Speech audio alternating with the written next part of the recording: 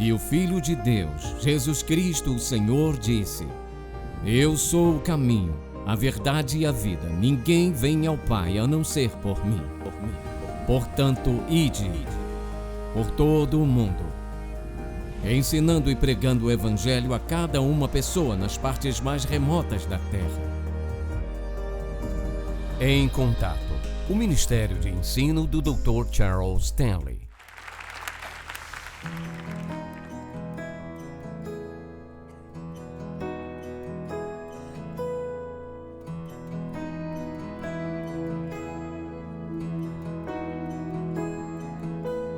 Staring out the window on a cold December snow, I'll be home for Christmas, playing on the radio. I should be wrapping presents, hanging tinsel on the tree, but instead I can't stop thinking about what Christmas used to be. Dad would read the story, and before he'd even start, I was just a kid, but I could quote it all by heart. Some shepherds and some angels, a star up in the sky, a Savior wrapped in swaddling clothes, a simple silent night. That's what Christmas is, though everything has changed. It's been 2,000 years, but the story still remains. It's all about a Savior and the peace that Jesus gives. After all is said and done, that's still what Christmas is.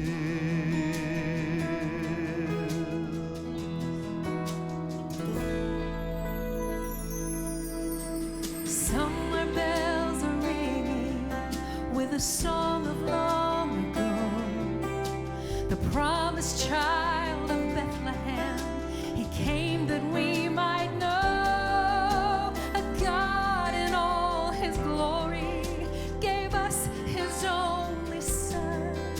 The sweet refrain still echoes back that Christ the Lord has come.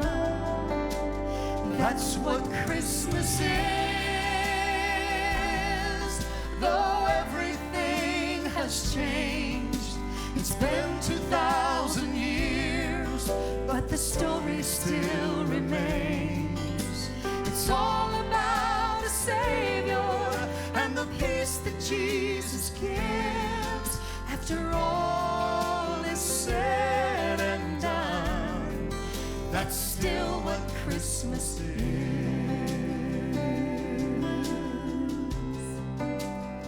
And she shall bring forth a son, and thou shalt call his name Jesus. For unto us a child is born, unto us a son is given, and the government shall be upon his shoulders. And his name shall be called Wonderful, Counselor, the Mighty God, the Everlasting Father, the Prince of Peace. For God so loved the world that he gave his only begotten Son, that whosoever believeth in him should not perish, but have everlasting life. That's what Christmas is, though everything has changed. It's been 2,000 years, but the story still remains. It's all about a Savior and the peace that Jesus gives. After all is said and done, that's still what Christmas is. That's still what Christmas is. After all is said and done, That's still what Christmas is.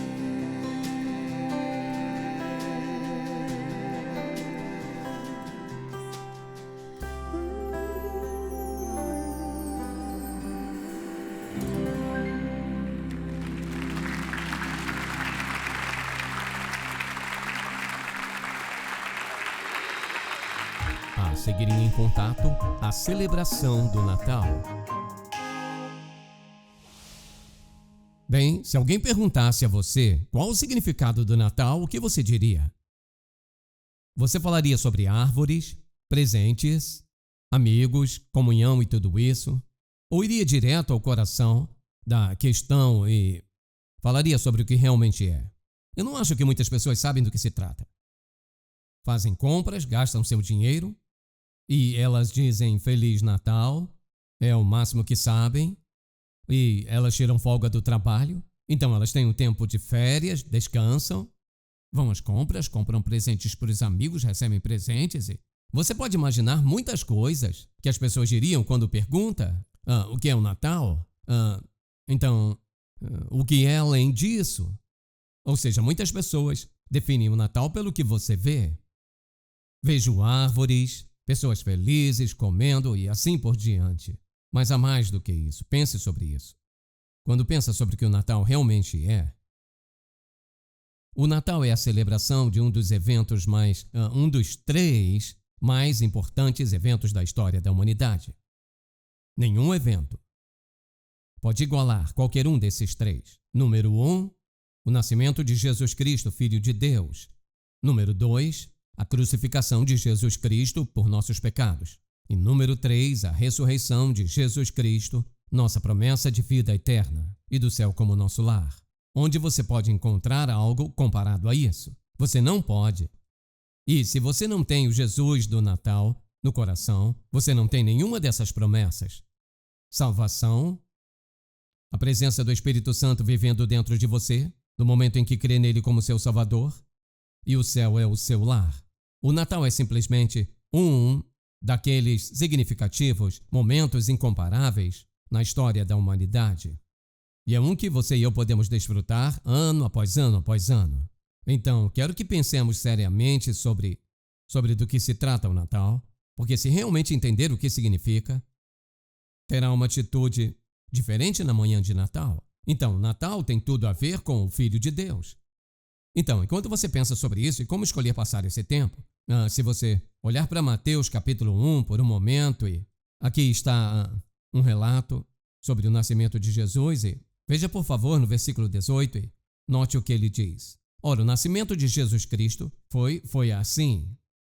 Estando Maria, sua mãe, desposada, ou seja, prometida em casamento a José, antes de se unirem sem sexo, ela se achou grávida pelo Espírito Santo, não José. E José, seu marido, sendo um homem justo e não querendo envergonhá-la publicamente, planejou deixá-la secretamente, porque pensava que ela havia cometido adultério. Mas enquanto ele ponderava sobre isso, eis que um anjo do Senhor lhe apareceu em sonho, dizendo: José, filho de Davi, não temas receber Maria como tua esposa, pois a criança que nela foi gerada é do Espírito Santo. O mesmo Espírito Santo que nos selou como filhos de Deus para sempre, sempre, sempre. Esse Espírito Santo foi quem concebeu o nascimento do Senhor Jesus Cristo. Ela dará à luz um filho, e tu lhe chamarás Jesus, porque ele salvará o seu povo dos seus pecados. Ora, tudo isso aconteceu para que se cumprisse o que fora dito pelo Senhor por intermédio do profeta. O profeta disse: Eis que a virgem conceberá e dará à luz um filho, e o chamarão pelo nome de Emanuel, que traduzido significa Deus conosco. Jesus Cristo. Ouça, tudo que Deus é habitava dentro dele. Agora, quero que você abra, por favor, em Colossenses capítulo 2, por um momento. E quero que olhemos para um versículo principal aqui. Ouça esse versículo 9, porque isso define quem Jesus é. Colossenses 2:9. Pois nele, ou seja, em Jesus, toda a plenitude da divindade habita corporalmente. Pense nisso. Tudo o que Deus é habita corporalmente em uma pessoa, e é Jesus Cristo. Então, quando você olha para as Escrituras, fica muito claro quem Jesus é e por que ele precisa ouvir. E a palavra de Deus é o testemunho de Deus sobre isso. Vamos pensar nisso por um momento. Ele diz que cada um de nós pecou contra ele, pois todos pecaram e carecem da glória de Deus. Nós pecamos, quebramos a lei de Deus, nós violamos as leis de Deus. Todos o fizemos. Todos, cada um de nós. Alguém vai dizer, eu não sou ruim, eu não disse isso. Eu disse que você pecou contra Deus porque Deus diz, pois todos, ele não disse só alguns, todos vocês pecaram contra Deus e ficaram aquém do que ele pretendia que fôssemos. A segunda coisa que ele diz que é muito importante, e alguns de vocês sabem onde esses trechos estão, mas se você abrir no capítulo 59 do livro de Isaías, e note o que ele diz. No primeiro verso, eis que a mão do Senhor não está tão encolhida que não possa salvar, nem o seu ouvido tão surdo que não possa ouvir, mas as suas iniquidades fizeram uma separação entre vós e o vosso Deus, e os vossos pecados encobrem o seu rosto de vós para que não vos ouça. Esse é um versículo que muitos não gostam de ler. Ele diz que o pecado esconde o rosto de Deus de você. Alguém diz, bem, eu falo com Deus e sobre Jesus. Eu não estou interessado em Jesus. Você não pode chegar ao Pai, exceto por Jesus Cristo. E lembre-se, ele disse, toda a plenitude da divindade habita em Jesus. E Jesus disse, quem me vê, vê o Pai. Eu e o Pai somos um. Bem, há pessoas hoje que dizem, quer dizer que eu tenho que crer em Jesus para ir para o céu? Eu não disse isso. Deus disse isso. Jesus disse isso. Deus, o Pai, disse isso, e a obra do Espírito Santo convencer você do pecado para que você possa entender porque isso é verdade e pode ser assim em sua vida.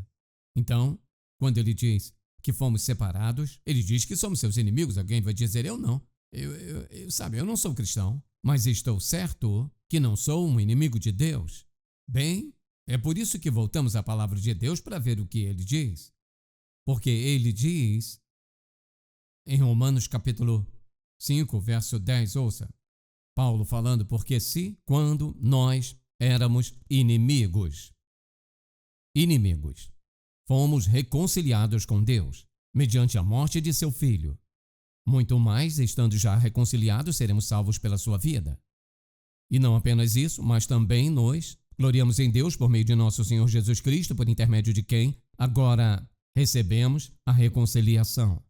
Ele diz, éramos inimigos. Então alguém pode dizer, você quer dizer que eu sou inimigo de Deus se eu não sou cristão? Não, eu não disse isso. Deus disse isso. Você tem que ou rejeitar a verdade da palavra de Deus ou crer nela. E Deus diz, ouça, se você rejeitar, preste muita atenção nisso. Se você rejeitar o Filho de Deus, você rejeita Deus porque Jesus Cristo é o Filho de Deus, Jesus Cristo é um com o Pai, Jesus Cristo é a pessoa da Trindade que foi à cruz e morreu pelos seus pecados. E se você rejeitar aquele que morreu pelos seus pecados, você não tem salvação. E a única coisa que você pode dizer é, bem, não estou tão mal assim, conheço pessoas piores que eu. Todos conhecemos pessoas piores que nós, mas provavelmente conhecemos pessoas melhores que nós. Uma coisa não tem nada a ver com a outra. A Bíblia diz que, ouça, o pecado nos separou de Deus, somos inimigos de Deus, e a próxima coisa que ele diz não só isso, o resultado disso é a morte. Ouça o que Deus diz. O salário do pecado é a morte. Ponto. Ele não disse que vai ter uma vida difícil, vai ser rico ou pobre. Ele disse, se você viver sua vida em pecado, em desobediência a Deus, rejeitando Jesus Cristo, quando morrer, estará separado de Deus por toda a eternidade. A palavra de Deus diz que o pecado separa as pessoas do Todo-Poderoso Deus. Então, isso me leva ao verdadeiro significado do Natal. Porque Deus tornou possível o perdão dos nossos pecados e podermos ser aceitáveis. Vamos para a Colossenses 1, verso 19. Por um momento, e ouça o que ele diz nesta passagem. Veja isso, pois foi do agrado do Pai. Esse é o agrado do Pai, pois foi do agrado do Pai. Veja isso. Que toda a plenitude de quem Deus é habitasse em seu Filho. E, por meio dele, ou seja, de Jesus, para reconciliar consigo mesmo todas as coisas, estabelecendo a paz pelo sangue na cruz, por meio dele, digo, tantas coisas na terra como as no céu.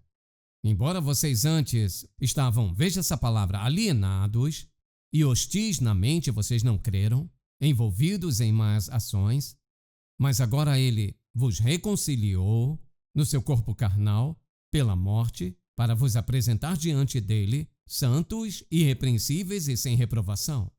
O resultado da cruz aqui, quando recebe o Senhor Jesus Cristo como Salvador pessoal, ele diz, ele vê você como irrepreensíveis, santos e sem reprovação. Agora, vamos pensar. O que quer dizer com reconciliação? Bem, digamos que você e sua esposa ou marido são casados. Você tem uma grande briga, você vai para um lado e ela vai para o outro. E tudo fica muito ruim.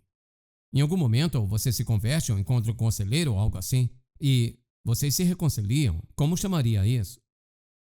Vocês foram reconciliados e o casamento está bem, tudo está bem. Então, quando ele fala sobre reconciliação, isso é obra de Deus. Porque éramos inimigos de Deus e estávamos separados pelos nossos pecados. Ele enviou o Espírito Santo para nos convencer do nosso pecado, ou seja, para nos conscientizar disso, e nos conscientizar do que Jesus Cristo fez por nós na cruz, e nos conscientizar no fato de que Deus nos ama, está disposto a perdoar nossos pecados e nos purificar de toda a injustiça, escrever o seu nome no livro da vida do Cordeiro, do qual não se pode apagar. Escrever seu nome no livro da vida do Cordeiro, que significa que você é eternamente salvo, eternamente seguro, e ninguém pode tirar isso de você. Não quer dizer que você vai ser perfeito. Deus, ele diz em Efésios capítulo 1, Deus selou você. Muitas pessoas têm problema com isso, elas dizem, bem, sabe, o que você quer dizer com Deus me selar? E o que isso significa, então?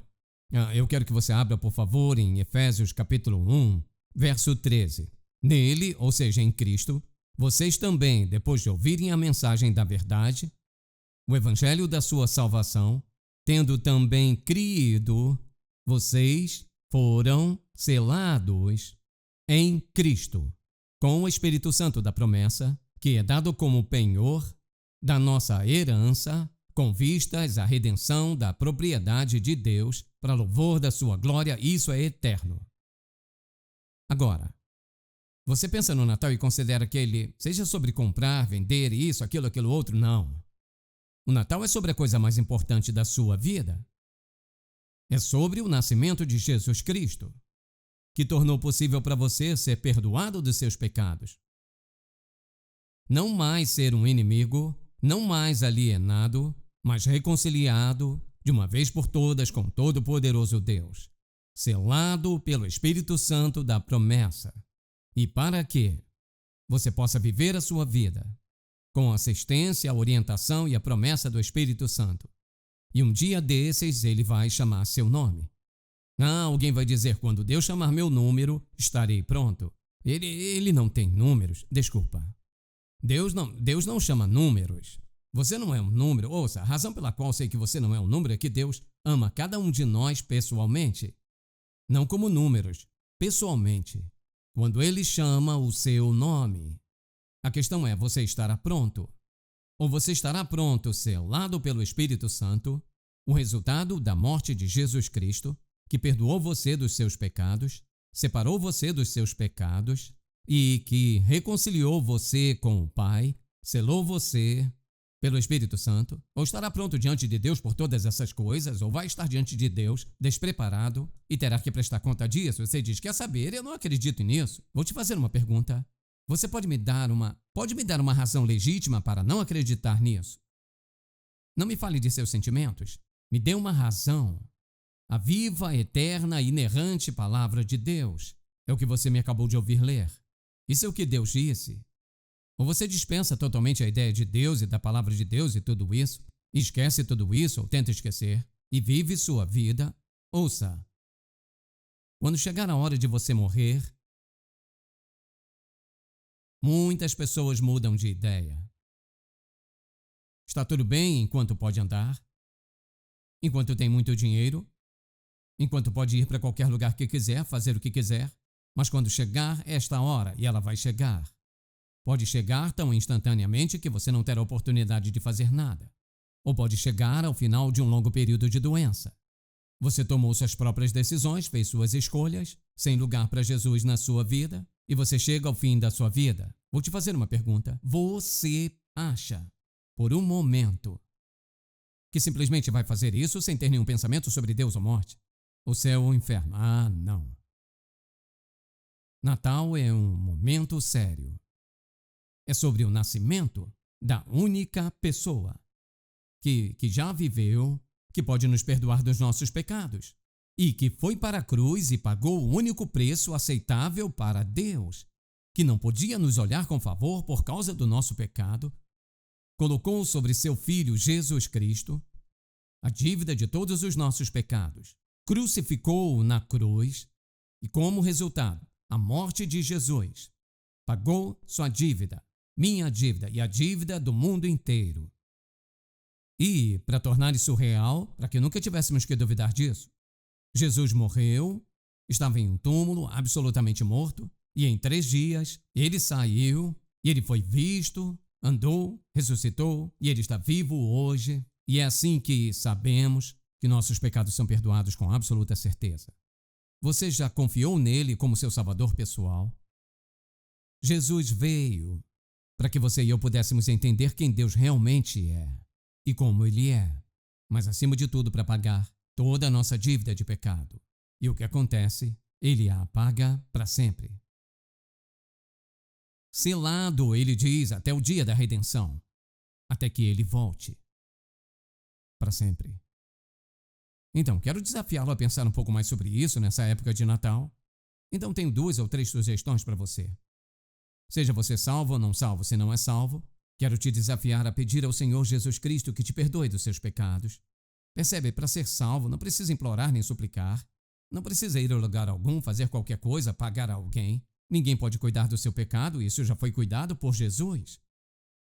A forma como você é salvo é pedindo ao Senhor Jesus Cristo que o perdoe dos seus pecados. Não baseado em qualquer coisa que você faça, mas na promessa dele. Escute isso. Pois Deus amou o mundo de tal maneira que Ele deu o seu Filho unigênito para que todo aquele que nele crê, aceitando-o como Salvador, não pereça, mas tenha a vida eterna. Exatamente isso. É colocar sua confiança no Cristo crucificado e ressurreto.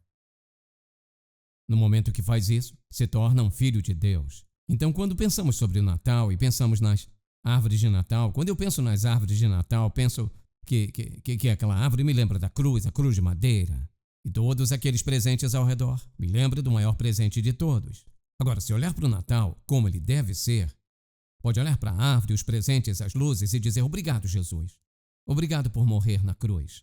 Obrigado porque tu és a luz do mundo e iluminou meu coração. E obrigado porque me deste o presente da vida eterna, porque ninguém poderia me dar além de ti. Quando eu penso nisso, eu poderia gritar aqui.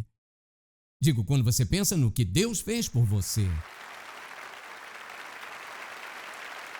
Então eu quero fazer 2 ou 3 sugestões para você. Número 1, além de ser salvo, é claro, eu quero desafiar você a pegar a Bíblia e abri-la em Lucas capítulo 1, colocá-la na base da sua árvore de Natal, em algum lugar entre os presentes.